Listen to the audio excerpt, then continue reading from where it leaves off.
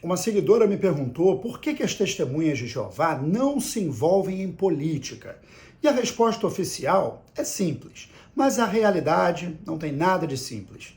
À primeira vista, parece algo elevado. Eles não escolhem candidatos, não defendem partidos, nem mesmo expressam opinião política. Quando votam, é apenas para cumprir a lei, votando então em branco ou votando nulo. Isso soa como neutralidade espiritual, como se estivessem acima de toda essa confusão política do mundo. Mas aí entra uma pergunta bastante incômoda. Isso é realmente neutralidade ou é apenas uma definição muito específica de onde a política é permitida?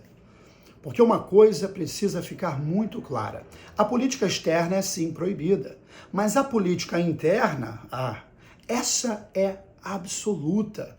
O discurso oficial diz que governos humanos são imperfeitos, que eles dividem as pessoas, que o mundo inteiro jaz no poder do iníquo, que o verdadeiro governo seria o reino de Deus, sempre um governo futuro. Mas no presente existe algo bem concreto, uma estrutura altamente organizada, hierárquica, com autoridade concentrada. Existe um corpo governante. Existem cargos, regras, punições e recompensas.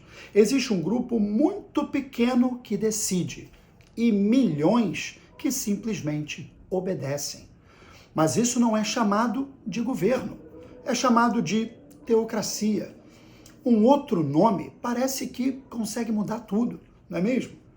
E vamos ser justos, criticar a política humana faz todo sentido. Muita gente está insatisfeita. Em vários países, inclusive no Brasil, política e religião se misturam perigosamente. Isso é um problema sério e um problema real. Mas reconhecer esse problema não pode virar desculpa para algo ainda muito pior, que é, no caso, treinar pessoas para nunca decidir. Eles dizem não acreditar em governos humanos. Mas eu sinto informar que os únicos governos que existem de fato são governos humanos. São eles que fazem leis, cobram impostos, decidem sobre saúde, educação, direitos civis, trabalho, aposentadoria, inclusive liberdade religiosa. A liberdade dessa organização existir, por exemplo.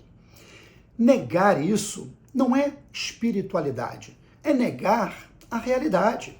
E essa negação cumpre uma função muito poderosa: criar identidade. Nós não somos como eles, nós somos limpos, nós somos diferentes. Esses mecanismos não aparecem só na política, aparecem na doutrina do sangue, nas regras de comportamento, nas restrições sociais, no vocabulário próprio, na constante desqualificação do mundo.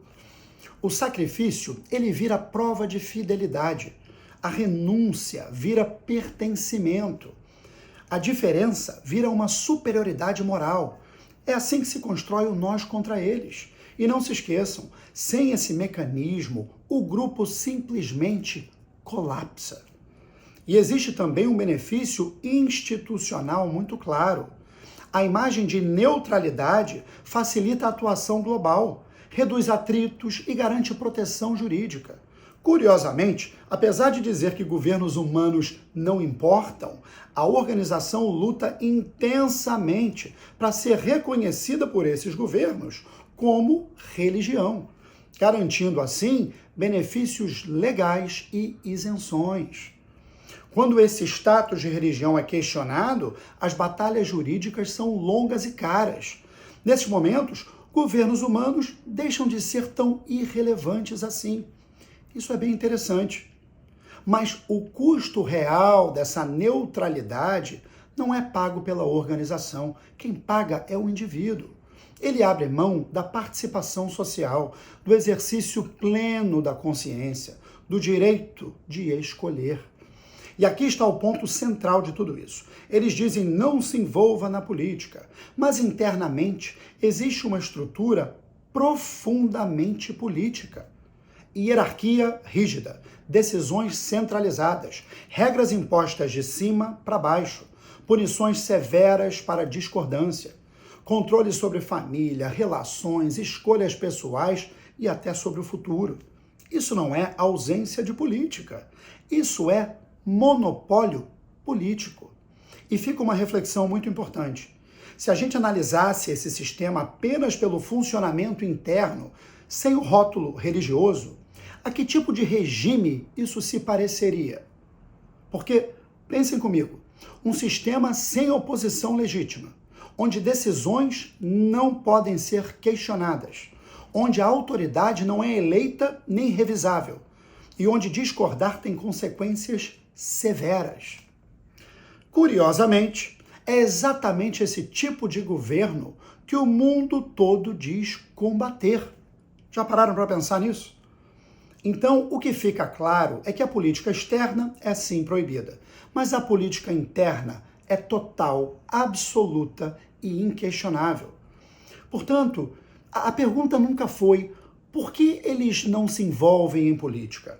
A pergunta real sempre foi quem pode decidir? Porque quando você tira do indivíduo o direito de escolher fora, fica muito mais fácil governar por dentro. Isso não é neutralidade, isso é engenharia social. E vale lembrar, quando escolher deixa de ser permitido, alguém sempre estará escolhendo por você. E no fim, nunca foi sobre neutralidade, sempre foi sobre poder, desde que esse poder seja todo deles.